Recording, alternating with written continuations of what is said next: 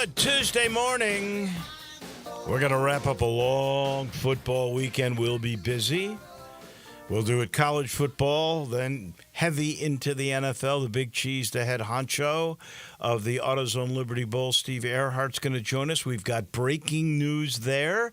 Jeff Moore will wrap up Week 10 in the NFL. Then Mike Heath, the voice of the Titans, will talk about their game with the Chargers and Will Levis's numbers. I got Minnesota this week, lots of stuff. There is breaking news in the NFL this morning. The Chicago Bears have pulled the trigger and fired Shane Waldron, their offensive coordinator, who had come from Seattle, and I don't think he had exactly blown him away at Seattle. And just the disappointment of the way that Caleb Williams has played. I will say this, the Bears' defense, though, has kept them in games. Can you believe this? The Chicago Bears, in their last 3 games, have scored 27 points. They haven't scored a touchdown in like 2.5 or 2 games and 3 quarters, something like that. Wow. Their point differential, though, Brian Dacus, is still +8. That's how good their defense is. They haven't scored at all. That's wild. I am going to ask both Jeff and Mike, Jeff Moore and Mike Keith, does changing a coach in the middle of the season, does it really help? For instance, one was dismissed early on, Robert Saleh, with the New York Jets. What has that done? Made their defense worse, and their offense hasn't gotten any better, and they stink. They're 3-6. They're not making the playoffs. So I don't know. Does that really help you? It's in the Jets' case. Now, this was a head coach. It has not helped. Is Mike McCarthy going to be back? Firing him now does not bring Dak Prescott back, who's having surgery. He's out for the rest of the year. What's that going to do? Not much. They're not going to change their DC. They just hired him. I mean, makes no sense to me, honestly, to change in the middle of the season, but we'll get their opinion. I got a slight bone to pick. I really didn't think it would come to this. I thought the University of Memphis women's soccer team was going to get shipped out west somewhere to an impossible situation. Instead, they, with a 13-win, 2-loss, 4-draw record, ranked 19th in the country, losing 1-0 in the championship game on a neutral to East Carolina in double overtime with, by the way, a handball. Have you seen the video of that last goal? I have not, no. But I know we talked about it yesterday. I want you to look it up. I can't believe no one is saying anything about this. There is a handball in the darn box. Stoppage of play. There's a handball in the box, and that ball deflects, and it's like a beat later, but it ends up at the foot of this girl who, a beautiful shot to win the game. But the handball negates it. Who knows? They could still be playing. The bottom line is, with that record, with that ranking, they didn't get in the NCAAs. Apparently, the metric that measures the strength of schedule wasn't good enough. I just feel bad for Brooks Monaghan. Here he wins the regular season again and literally gets kind of robbed in the championship game. And, you win that game, and I will give this East Carolina in the first overtime. I think it was either end of regulation or first overtime. There is a shot in the box by a Memphis player that was a great shot. Oh, yeah. And the East Carolina goalie makes a fantastic save. Had that gone in, Memphis would be hosting. It was the first overtime. Memphis would be hosting Brian Dacus. Yeah. Instead, now they're not playing, and nobody took into account that handball. Yeah. Huh.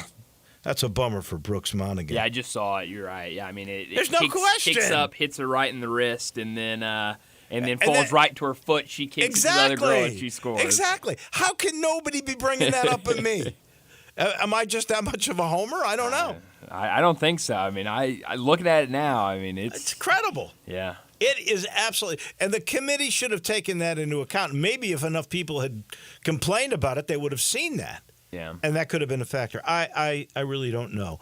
Tigers football, which we're not going to get too much today, but there is a note It was not brought up because I guess it was announced after Ryan Silverfield's press conference yesterday.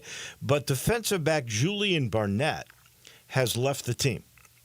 Now, Julian Barnett came with a bunch of fanfare. He actually came with an offensive lineman that never played for the U of M. They both transferred from Michigan State. And Barnett, to his credit, has stuck around. He's a fifth-year guy. He's been here 3 years, I think.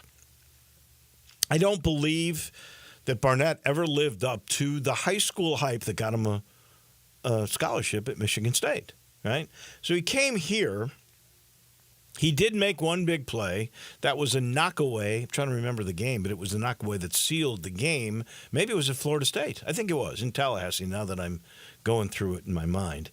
That last pass of Uwe,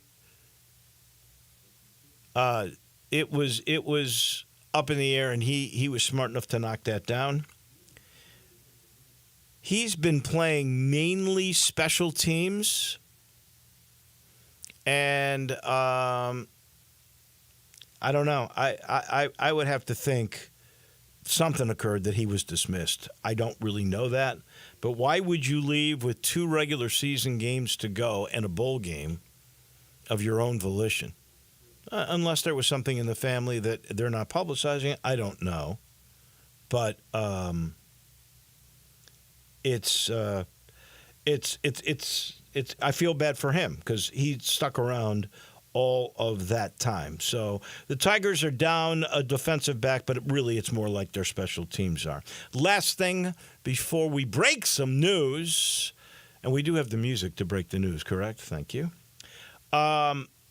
Tip of the cap to Avron Fogelman and his family, Mark and Rick Fogelman in particular, because they have been...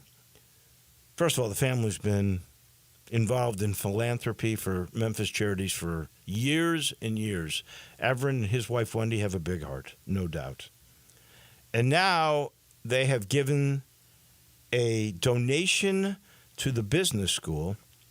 It is the largest donation in the history of the university to modernize, and they already have the name on the building, the Fogelman Business School.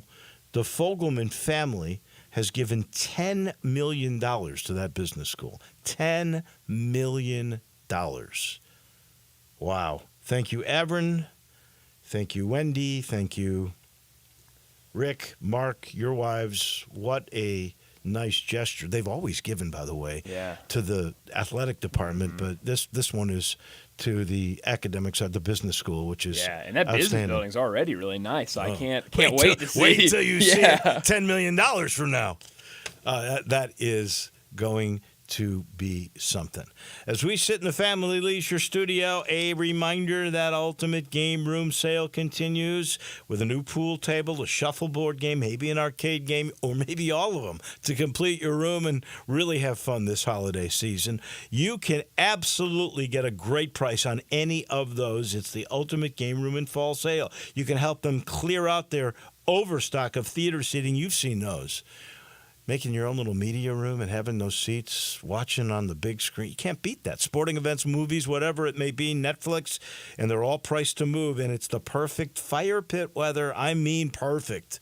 They got those 20 to 30% off. That's always having fun. Maybe make some s'mores, do your thing on a crisp fall night. They do it all for you at Family Leisure with the Ultimate Game Room and Fall Sale. So here's the news. When I was a kid... I love the Rascals. And they are bringing back one of the Rascals to play with the Andy Childs Band. I can't remember the name of that band, but I know all the music of Felix Cavalier. And you'll know this song when you hear it because they're going to be playing it at the gala.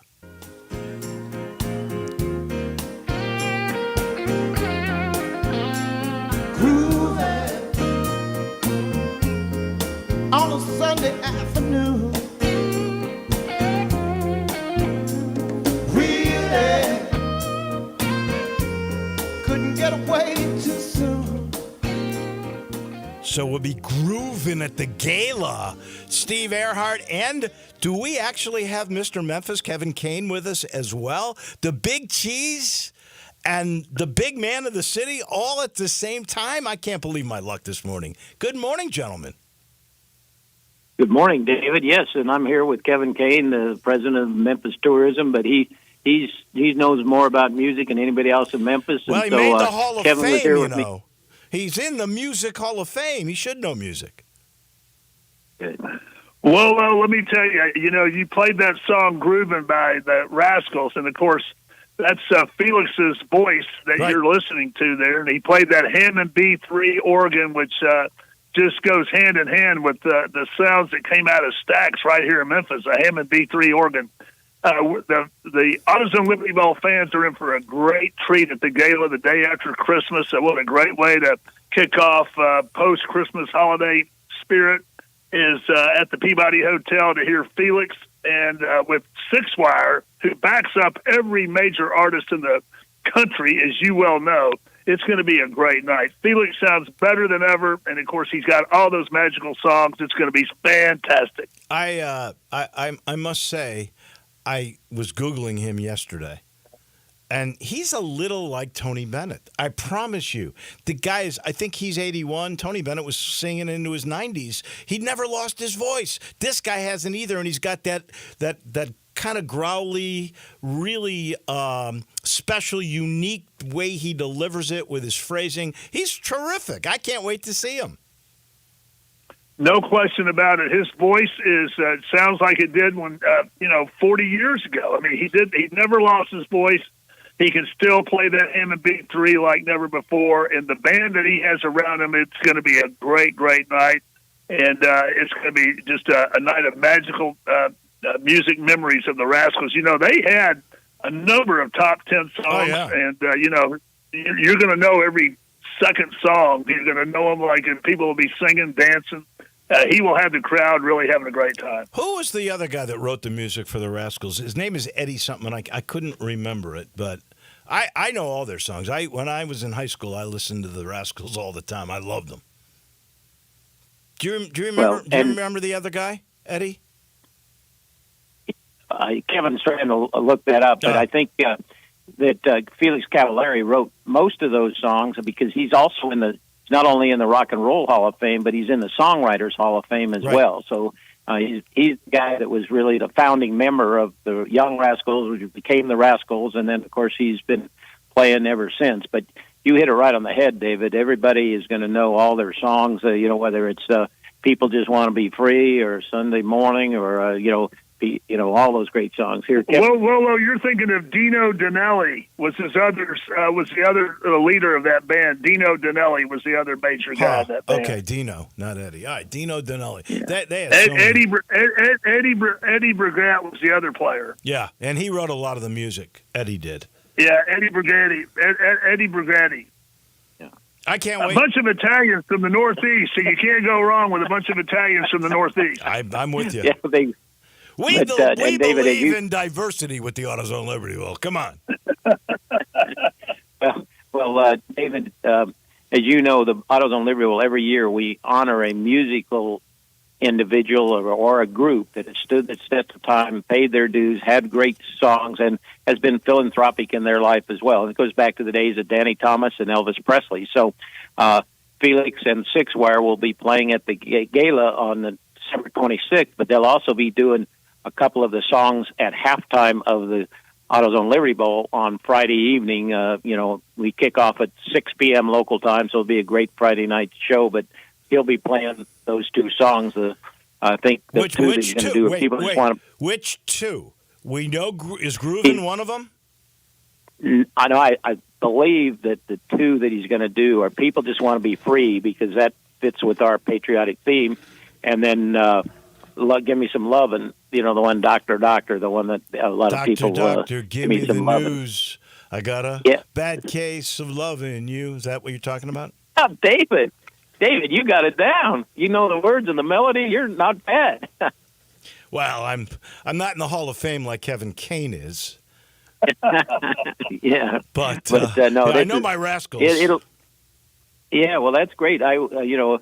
he certainly stood the test of time. And as I say, when Kevin found out that we were honoring him, he said, hell, he called him right up on the phone because Kevin traveled with him to China. And where did you travel with Felix? To China and India. I went with the Rascals, and the Beach Boys and America on a Northwest Airlines promotional tour. So I spent a lot of time with Felix Cavalieri. He's a great guy. We've got to be good friends. I called him as soon as Steve told me they were playing, and he was getting off a plane in New York, and he was telling me, Kevin, how excited he was of coming to Memphis and doing the AutoZone Liberty Bowl Gala. He lives in Nashville now, so it's just a 3-hour trip for him. Yeah. So he can't wait to be here. My question for you, not to be too nosy, is what were you doing? What was your function on that tour? Well, I was promoting Memphis because that's when Northwest Airlines still had,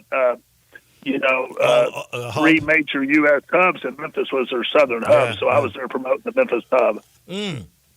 I've always said you had the greatest job in the world. So you got to travel with the Rascals and America. Well, look, we got to get you negotiating a deal with America for next year. Then, do they still play? Well, we could do that now. Jerry Beckley has retired from live performances. I don't know if he'll go back to that. America is still traveling, but Jerry Beckley has retired, and Dewey Bunnell, the other leader of America, he's still touring with the band, but Jerry stepped back this year. But America is still traveling as a band. Yeah, that's a great suggestion, David. We'll have put Kevin to work on that. This one, Kevin was surprised. We didn't know that there was a connection between Kevin Kane and the Young Rascals until after we'd already made the deal with Cavalieri. And again, he fit the bill of having great songs. You might have gotten a better deal if you let Kane negotiate that thing. Well, I just didn't know that he had that relationship with him. So it's worked out wonderfully. And as I say, we're going to have a lot of fun. We had our board meeting this morning, David, our AutoZone Liberty Bowl board, and some of the guys were actually just like you singing the songs. And a couple of guys said, well, Good Lovin' was their theme song when they were in their dating years. So, now, David, I don't know if you've got a confession to make here. When you were you were in your younger years, whether the Rascals music was your theme song. I was yearning in those days. Yearning is what I was. But Wolo, I think we're going to have an exciting game this year. I mean, it's shaping up. We're going to end up with we got the potential of some good matchups. I am glad you brought that up. Now, I've been pulling for Vandy. I think the South Carolina loss may have helped Memphis get Vandy. Give us the update on that, Mr. E.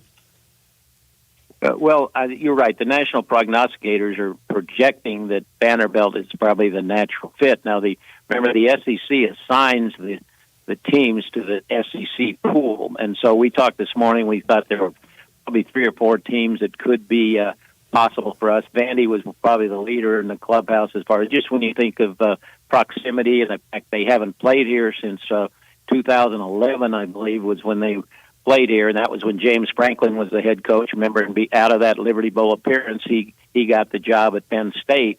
And so they haven't been here. They got that great, exciting quarterback, Diego Pavia, if I'm pronouncing his name right. And on the other hand, they might be in Arkansas, Missouri, South Carolina.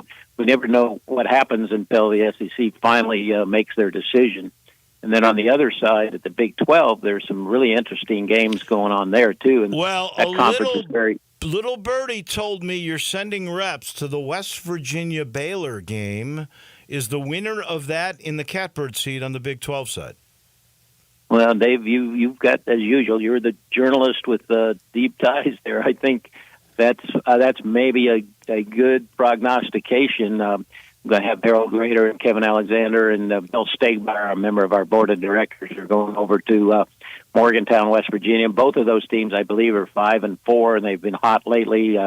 Baylor's won 3 in a row, and West Virginia just knocked off Cincinnati at Cincinnati. And I talked to your old friend Ren Baker yesterday, who's the athletic director at West Virginia. Of course, he was here in Memphis for a while, and he talks about their first 4 games, they played 4 undefeated teams at the time. You know, they played Penn State and Pitt and Iowa State and I think Kansas State. And so now they've lost a couple of games since then, but they had the toughest schedule in the country early.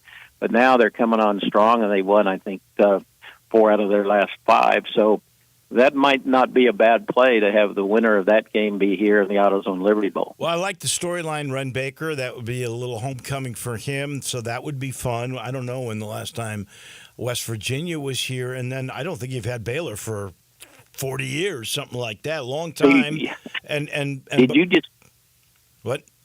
I was going to say, did you just pick 40 years out of here? Because that's exactly right. The last time they were here was in 1985, 40 years ago. Well, that was luck. You called that. That was luck. But I will say this: that's Baylor's drivable, right? You can do that. Sure. No, Baylor, and since we haven't had them, they played in that famous game Baylor versus LSU, where there was a Memphis couple who were Baylor grads met the coach after the game, and then unfortunately, when they passed away, they left the largest estate gift, a cash gift, to Baylor. And it was because of that meeting here in the AutoZone Liberty Bowl. And so Baylor told me, the University of Baylor actually told me that, what occurrence happened. And so that's the last time they were here in Memphis. And there's a lot of connections here. There's a lot of Memphis folks that, matriculated at Baylor. So I think that would be a good matchup, too, and especially since we haven't had them in such a long period of time. And you were right. West Virginia was here 4 years ago, but that was during the pandemic year where, they just flew in for one night, and they couldn't stay and do all. We didn't have all our activities. So when we talked to Ren Baker yesterday, he talked about how, they would love to be able to come here and go through and enjoy a full week of activities. All right. Well, congrats on Cavallari. I'm really excited about that. With that great Memphis sound in the background, I did my Googling, and with Cavallari, he was talking about that Hammond organ that Kevin Kane had mentioned. It used to have this. Now, of course, all the effects are in the organ itself, but it used to have this large speaker that had this big fan that would go around, and that's how you would get that wah wah. He was explaining it. He's really got a great rapport with the audience. Well, David, I'm so glad that I know you're a musical kind of guy, and that's cool that you've talked about it. You know more about him, and I was doggone impressed. I hope all your listeners heard you singing. You had the melody and the words here right off the bat. So when we finish this interview, I want you to sign off the air singing one of his songs. No, there. I tell you what we will do when we finish this interview, which we are doing in a few seconds. We've got a song to go out on just for you and for the Hall of Famer Kevin Kane. Let's do it. Hall of Fame. Well, then don't tell your producer not to hang up on us.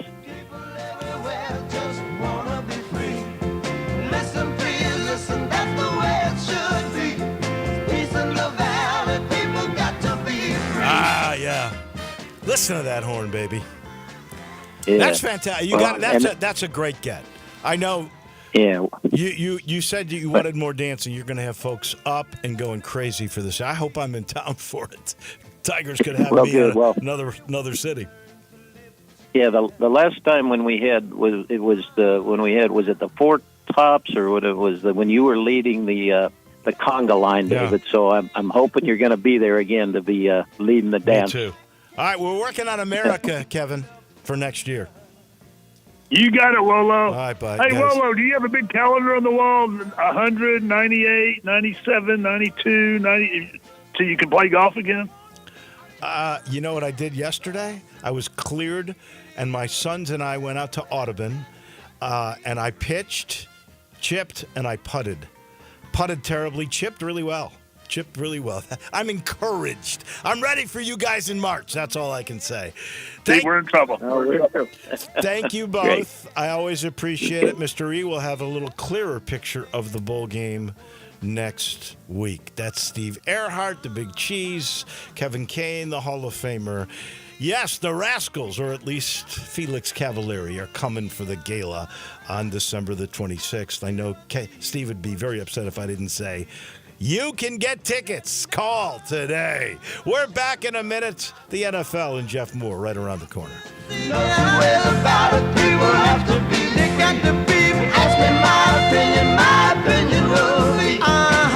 a situation for a man to be free. Be sure to follow us at Sports 56 WHBQ on Twitter, Facebook, Instagram, and YouTube to watch live video of our shows, stay up to date with station events, and have chances to win prizes. Don't miss out on anything that's going on. Follow us at Sports 56 WHBQ. Hey fellas, it's Bill Russell at Russell Brothers Jewelers, and this year it happened on October the 21st. My first gentleman came in the store and asked me what he should get his wife for Christmas. My answer was get her what she will enjoy and something she will love.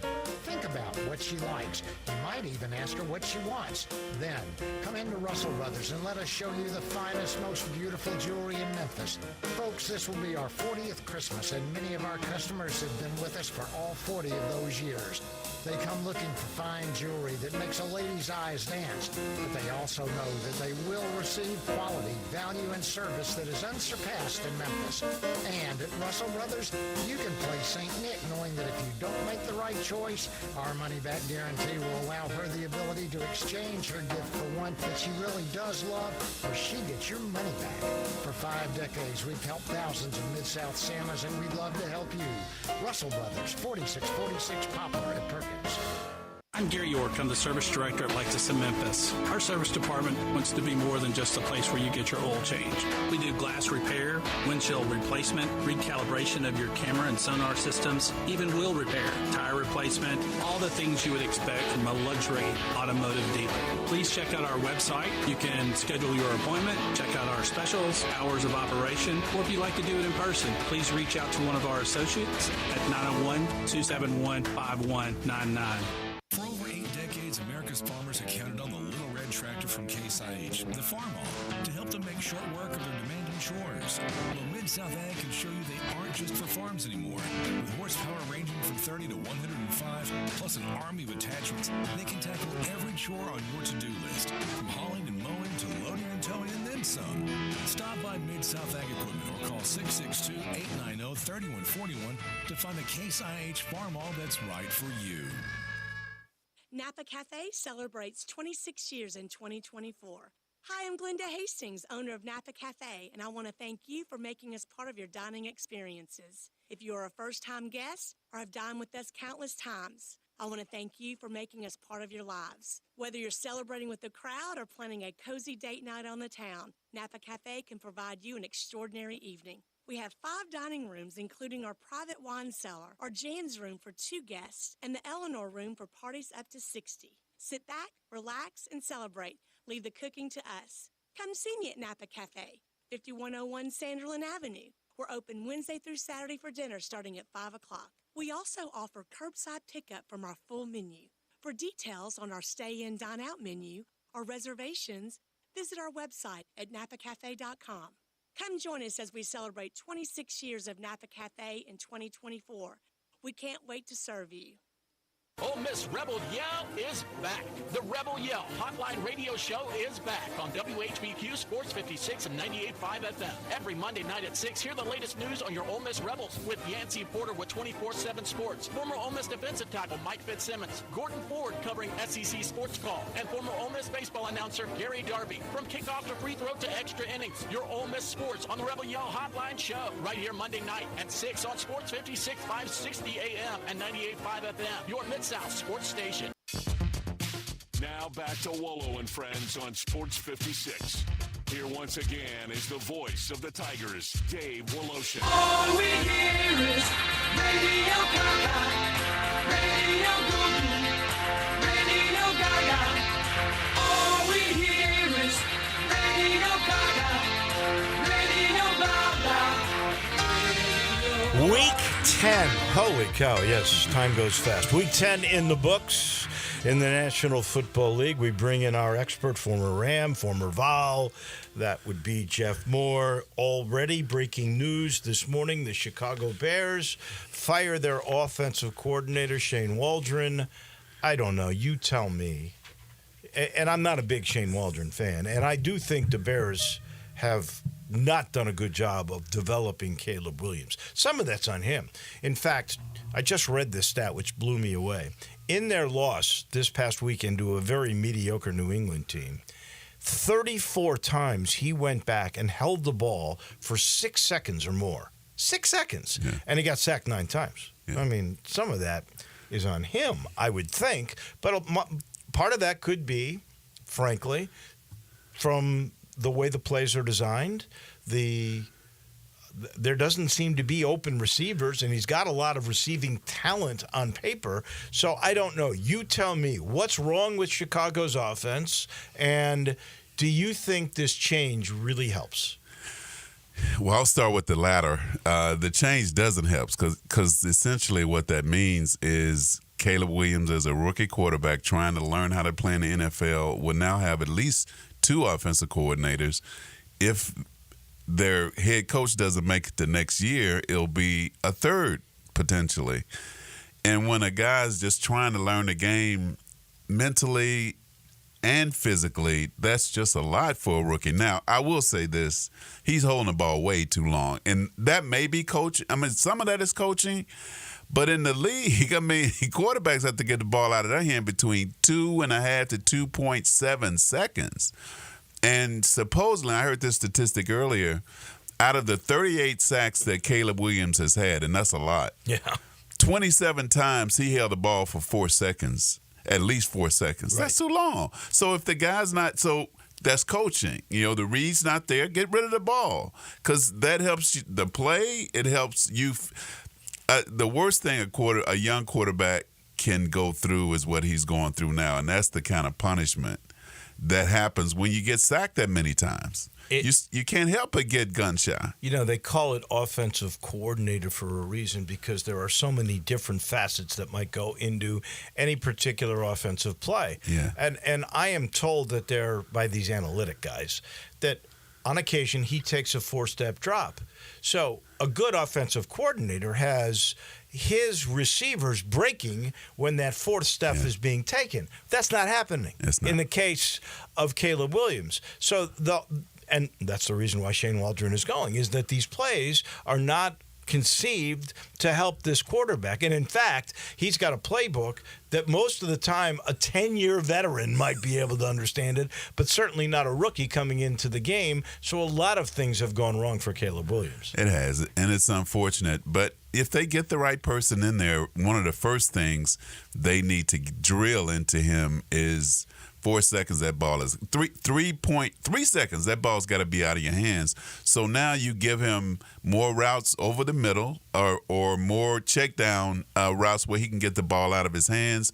That's going to be better for him. That's going to be better for his offensive line. They're going to move the chains a little better. Now, they're professional coaches that get paid to do this. I'm not. So I'm not sure what they're seeing.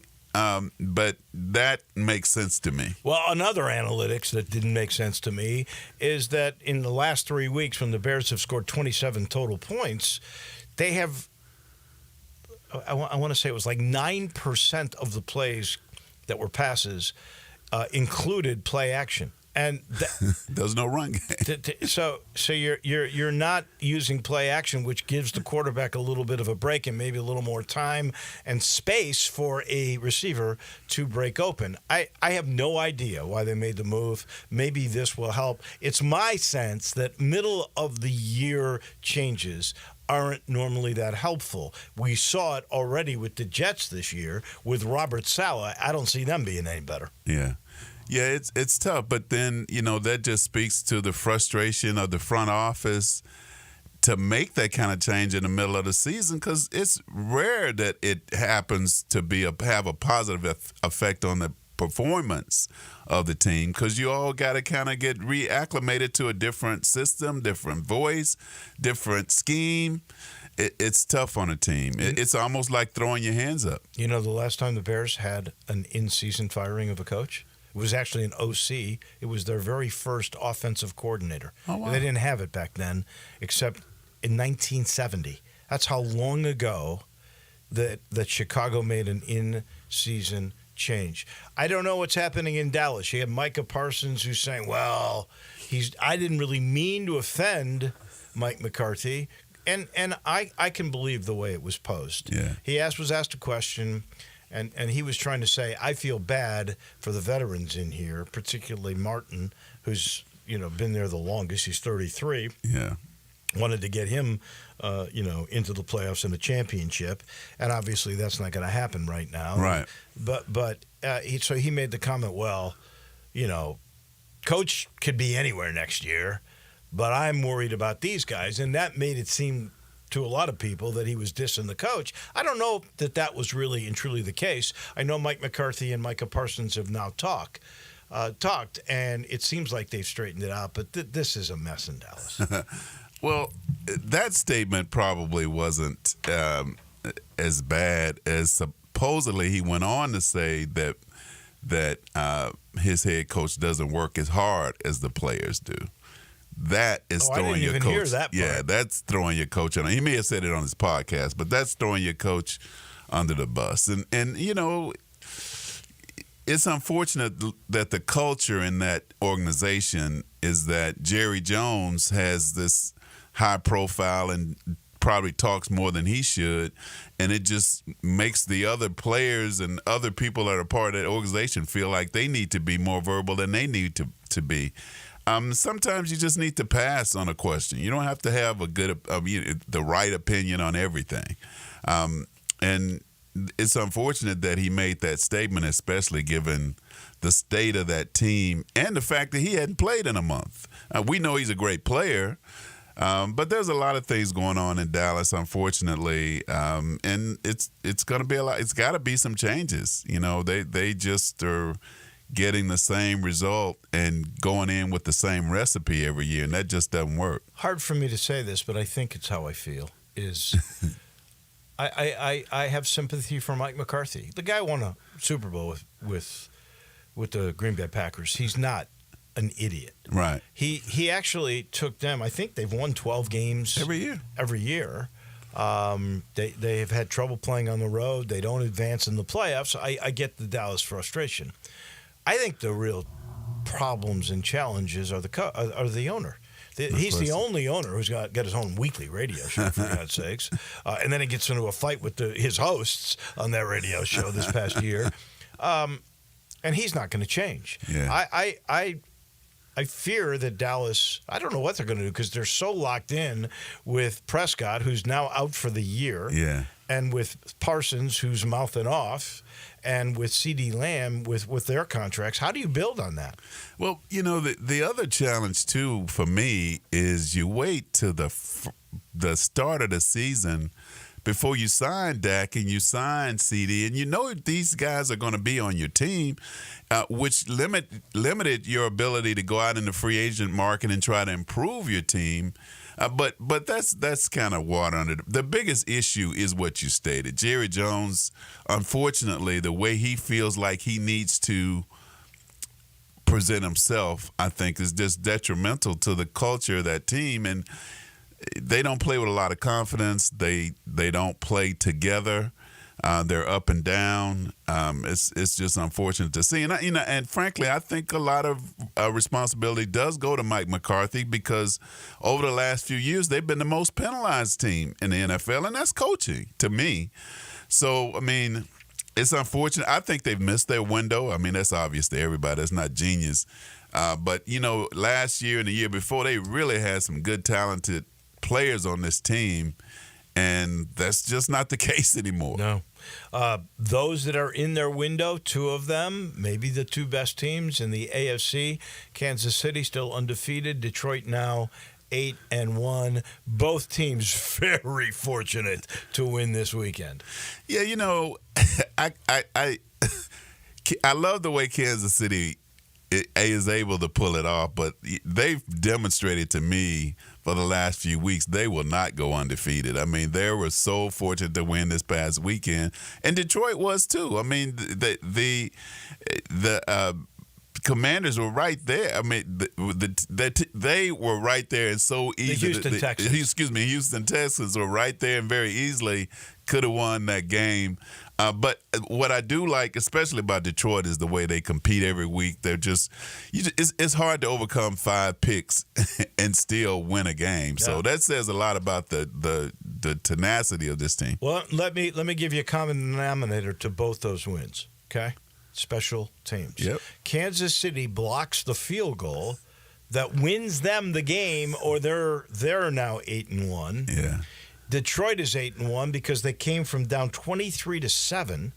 Now that was some pretty good play on all phases, but they get a 58-yard field goal to tie the game, and then a 52-yarder at the buzzer by a guy who was a bricklayer a year ago. I mean, come on, you can't make this stuff up. Yeah. But special teams. Yeah. No, that's so critical when you get down to championship teams and games that are close like this. But both of those teams are playing well. The Chiefs are getting healthier. I think DeAndre Hopkins is a great addition to that team in terms of possession receiver. But, this has not been one of Patrick Mahomes' best years statistically. So I do think they've got to play Buffalo. I think they play this weekend. They do. And Buffalo is certainly playing better. And Buffalo's always played them well during the regular season. So I think they'll get their first L this weekend. That could very well be the case. I'm trying to double check here really quick. That would, let's see. Yep, Chiefs. John Robinson, your coach? No. John came like 2 years after I had left the Rams. He and Eric Dickerson got there about the same time, I think, the same year, and that's when he really started to turn the franchise around. I bring it up because if folks don't know John Robinson, who may have been, I'm really thinking about this, but he may have been the first guy that was successful at both college, and he was great. He's a Hall of Famer in the College Football Hall of Fame, and in the pros. So he was 104-35-4 at USC. That's about as good as you could possibly get. And then 75-68 with the Rams, but he made the playoffs in 6 of the first 7 years that he was there. Yeah. That's pretty good stuff. They were playing really good football during that time. He was a heck of a coach. They said, well, first of all, he was like best buddies with John Madden. They went to I don't know if it was the same college or same high school, but Robinson and Madden were very, very close, and they were both incredible communicators that you wanted to play for. Absolutely. Always a pleasure seeing you. Same here, partner. We'll see you next for sure. week. We'll wrap up week number 11. In the meantime, we take the quick time out. When we come back, we head to Nashville. The voice of the Titans, Mike Keith, is standing by. He comes your way next. Start your day with Sports 56 Mornings with Greg Gaston and Eli Savoy. Weekday mornings from 7 to 10, right here on Sports 56 and 98.5 FM.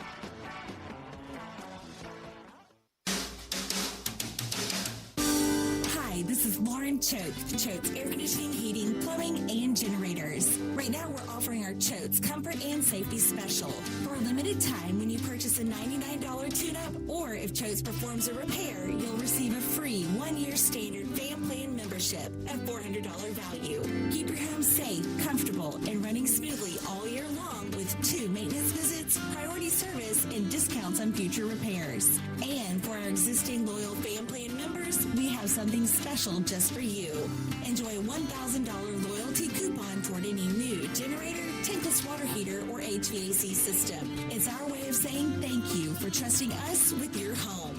Add value, add comfort, and add safety to your home with Choates. Call us today at 347-8086 or visit ChoatesHVAC.com. Choates, let our family serve your family. Summer may be over, but yard work, it goes on. Don't worry, Colonial Hardware makes it easy for you.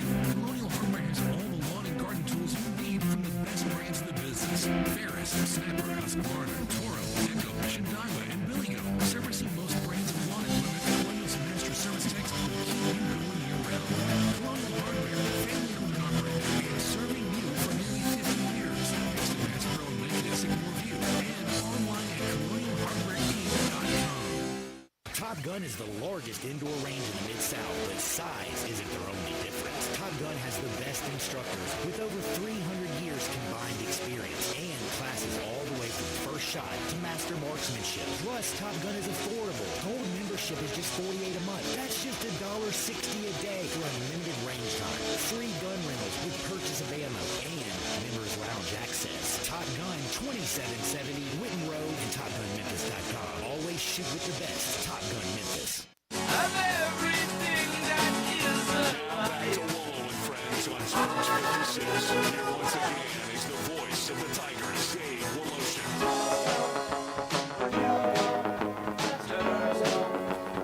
We head to Nashville. Voice of the Titans, Mike Keith, standing by. Good morning, Mike. Breaking news in the NFL today.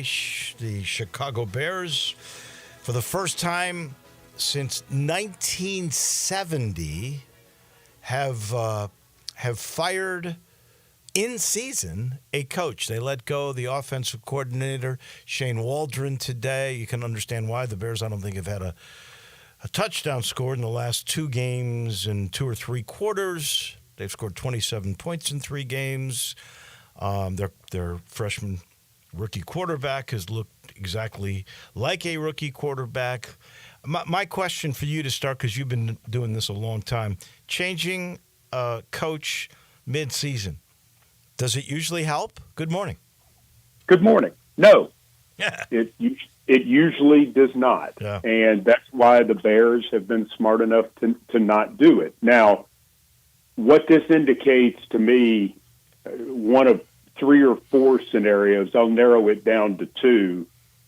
Number one, that they are terribly worried about where Caleb Williams is right now in his mind space, meaning towards his development. And the second part, which might tie into the first, is that Matt Eberflus is reaching right now, desperately trying to save this season. He had to convince the general manager and the team president and the McCaskey family that this was a wise move, I'm sure, or he was told to do it, one of the two. But, I mean, it's not good for the Chicago Bears at this moment in time because Shane Waldron was their prize hire of the offseason. You know, last year it was all the defensive problems. Right. And this year they interviewed everybody and their Uncle Bob for their open offensive coordinator job and came away with Shane Waldron. If you go back and read all the stories, which I did because we were playing them in the opener, right? If you go back and read all the stories, it's like, oh, we found the guy and it's a perfect match. I mean, Dave, this has been 9 games? Yeah. 10 games? 9 games, 4 or 5. 9 games, lost 3 in a row. Yeah, here's the interesting aspect. They really paired him with Shane Waldron because he was supposed to be a teacher. But if you look at the Bears' play, so he got sacked 9 times last week. 30. Let me make sure I got this. I got to read my own writing here. He had 36 plays last week where he had the ball for over 6 seconds in his hands. So some of this is on him. Some of it is he gets to the and I was reading an analytics story on this morning. When he gets back to his 4th step and a drop, usually coordinators have their wide receivers making their break at that time. Well, that's not happening in the Chicago offense. So that's part of – I mean, it's not just Caleb Williams. It's just the whole configuration of the process. Yeah, listen, I don't disagree. You know, your original question was, does it usually work? And the answer is no. Yeah, just ask the Jets. Look, they're not better. No, but again, that was a move designed to salvage a season based on the age of their quarterback. I think it's probably I think Eberflus is in trouble. I think you can sense that. And I think they're trying to grab a hold of this thing to where they're saying, listen, I mean, if you get to 9, you could probably make the playoffs. You've generally got a shot at that. So their season is by no means over, but you're looking at the overall tie-in to Caleb Williams because he is expected to be the biggest star in Chicago in years. Right. I mean, that's how they built it. Because they're working on the stadium thing, they're trying to get this thing going. Their division is a pain now. I mean, Minnesota's come out of nowhere to go 7-2. Detroit might be the best team in ball, and the Green Bay Packers are the Green Bay Packers. So if you're the Bears, you don't want to get left. I mean, they've got a lot of issues right now. So firing the offensive coordinator at this point in time is either something that stops the bleeding or, you fear it's the first of several to come. I think it's you put it perfectly. They could still salvage this year. They're Sure. literally a game out of a wild card spot at this very moment. They're not going to win this division because Detroit is so darn good. I was listening to your call of the Chargers game, and you made a statement, and it was when the ball game was still in reach for the Titans, but you said something along these lines to your analyst. The Chargers are doing everything they had to. In other words, Jim Harbaugh was playing this thing with game management and time management perfectly. Yeah. I have to be honest with you. You've done a lot more games than I have over the years, but we've both done quite a few. Very rarely do you walk into a game and it plays out exactly like you think it will. I mean, exactly. Mm-hmm. To the point that you could have described it in the opening and then just left, and you would have been 95% right. That was this game. We knew what he wanted to do. We knew what he wanted to try to do. We knew what the Titans could not do if they were going to be in the game. And listen, the Chargers are not world beaters. They are not the most talented team that we've seen. They may not. I mean, they may rank fourth, but here's the thing: they are doing what they do so well. They turned the ball over 4 times in 9 games. They don't make a lot of penalties. Their kicking game is incredibly solid. They don't lose the game in their kicking game, and they have a really good quarterback. So, I mean, and their defense is what you would expect. They're really stout, but the Chargers' defense has been good in recent years under other head coaches. But here's what's going to happen with them. They're going to end this season 11-6 or 12-5, and they're going to go to the playoffs, and you're not going to want to play them. Mm-hmm. Because if you have a bad day, they will beat you. They will beat Kansas City or Buffalo or somebody of that ilk if they have a bad day, because they will take advantage of that bad day. And that's what he's put them in position to already do. So the Titans didn't have a turnover, but they allowed a kick return. They got a bunch of penalties. They missed a field goal. They had a tough call go against them that would have been a free 7 points at the end of the first half. Doesn't matter whose fault it was, but every mistake or every turn of the game turned toward them because of how they play the game right now. It's impressive. Well, all the attributes that you spoke about with the Chargers, or most of them, comes down to coaching. And I don't think we should be surprised, because Harbaugh was really good in the NFL before. He was really good at 2 different places in college and won a national and won a national championship just last year with 1. So Harbaugh's just being Harbaugh, right? Well, and I don't think Michigan was the best team last year. But the point was they played the best and they won the national championship because his teams play to what they are. And as he added talent at Michigan, they got to that level, and then they finally had the year they always expected from him. But he did it at the University of San Diego. He did it at Stanford. He did it with the Niners. He did it with Michigan, and he's already doing it here, Dave. It's impressive what he's taken from his dad and probably from his brother and his own experience. Right. And this is what the Ravens are too. Now, the Ravens are more talented because they've been together longer, but when you stay with a program and you know what your program is, and that is our program is we're going to be physical and not make mistakes, and then you're going to build out from there. By staying with the program, you build continuity and talent, and you build that in your coaching staff as well, and here you are. In this game with the Chargers, Will Levis returns. I just look at sheer numbers. 18 of 23, 175 yards, 2 TDs, maybe most importantly, no interceptions.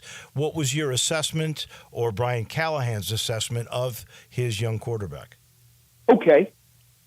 Took 7 sacks. Some of them were on him. Others were because protection breakdowns, and then others of them were, when you're down 27-10, you can't throw 2-yard checkdowns all the time, and you've got to hang on to the ball. I think okay, and especially because he hadn't played in a month. Had we done some other things in this ball game to help him, that could have been a winning effort. It's more towards a winning effort than what he gave us against Chicago or the Jets or Indianapolis. So now the question becomes, can he build on it? Now we really start the true evaluation of Will Levis as we move toward the end of the season. And we saw a performance that if he can do some things better and take it up from there, it's a good thing. The thing you don't want to leave out, David, 5 rushes, 41 yards. Yeah. And when you add that in, that ability from Will Levis is something that we counted on as a possibility. He's not the runner who's going to make you miss, but if he makes the right decision to take off in certain situations, he can be effective. He did that. And that's another way you keep drives alive and you make smart plays rather than throwing into traffic or trying to pitch the ball forward or backward or whatever at moments where you don't want to do that. You mentioned a little earlier about the stadium in Chicago. Last time, because I have a daughter that lives in East Nashville, I passed by the new stadium next door to where you are. It was a huge pile of dirt. Yes. In about 30 seconds, what's the status of that thing? It's looking good. It's a real stadium look. Oh. Your daughter can take pictures of it. As a matter of fact, on the Official Titans podcast that we have up right now, Bert Nihill is talking about the development. It looks like a stadium now. It's on schedule, and they will continue to work through the winter. It's going to be ready by early 2027. We're really excited about it. They are too. You have upped their property value a great deal. Thank you very much. Well, you're welcome. Mike, we'll talk the Titans and the Vikings at home next Tuesday. Hopefully a win. You got it. Thank you. Appreciate All right, it. David. That's the voice of the Titans. That is Mike Keith. He's brought to you by Ken Garland. Ken Garland Custom Home Builders. Ken knows it's a big thing you're doing. You're making a major commitment, whether it is acquiring land, utilizing his knowledge in building a dream home on land that you've had in your family forever, you've been holding out for right now. Or, maybe it's a renovation. You don't want to leave the lot you're on. You love your location, but you want modern amenities. That's renovation. I call it renovation with innovation. He brings all the new modern great things that we have come to love in our homes, like the island in the kitchen or the California closets or the media room. He's got it all, but you don't want to move? He can renovate. He does it all. In fact, it started with his dad, then him. Now he's got his son William into it. 3 generations of Ken Garland Custom Home Builders. If you last 3 generations, you're doing it right. Go to the website. You'll see exactly what I'm talking about. When you're ready, there's only one person to go see. It's Ken Garland, I promise. That'll do it for us. We'll be back tomorrow morning. Johnny Radio's next. Have a great day, everybody.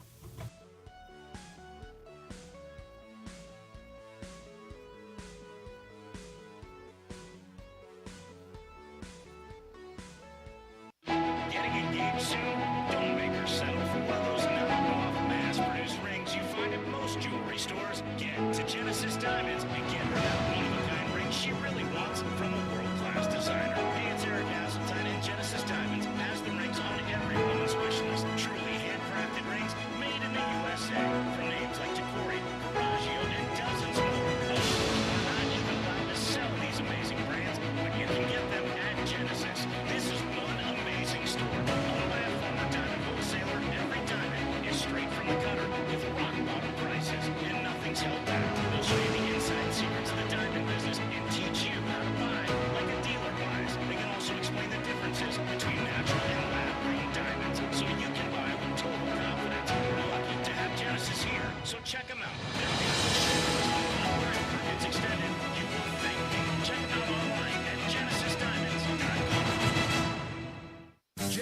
Floors and More invites you to their retail warehouse where they pass wholesale savings on to you. Jenkins Floors in Little Rock, Cleveland, Mississippi, and now open in Horn Lake at 2356 West Goodman Road. Specializing in flooring and carpeting, tile, plantation shutters, and blinds, Jenkins makes your life easy with a 2-week turnaround. Contractors, builders, or family projects, call 662-469-9350 for a free estimate. Owners Timmy and Rebecca Jenkins say hello to Sports 56 fans and look forward to your business. You know the great thing about having an event catered by Central Barbecue? What was that? They turn any event into a cookout. You stole that directly from their website. Well, I didn't expect you to have looked at their website. I've got events coming up. It's the holiday season, and there's no better way to make things easier than to have Central Barbecue cater it. They have everything. Box lunches, meat platters, nacho bar kits. And half and full sheet pans of their traditional barbecue sides. I'm looking at the website right now. You're quoting it verbatim. Not exactly verbatim. Word for word. This is a new level of lazy even by your standards. That doesn't make it any less true. You can't beat Central Barbecue Catering. It's just plagiarism. Nestled in the heart of East Memphis, located corner of Park and Cherry, is a beautiful residential neighborhood. I'm here at Town Village Audubon Park interviewing a new resident, Carolyn.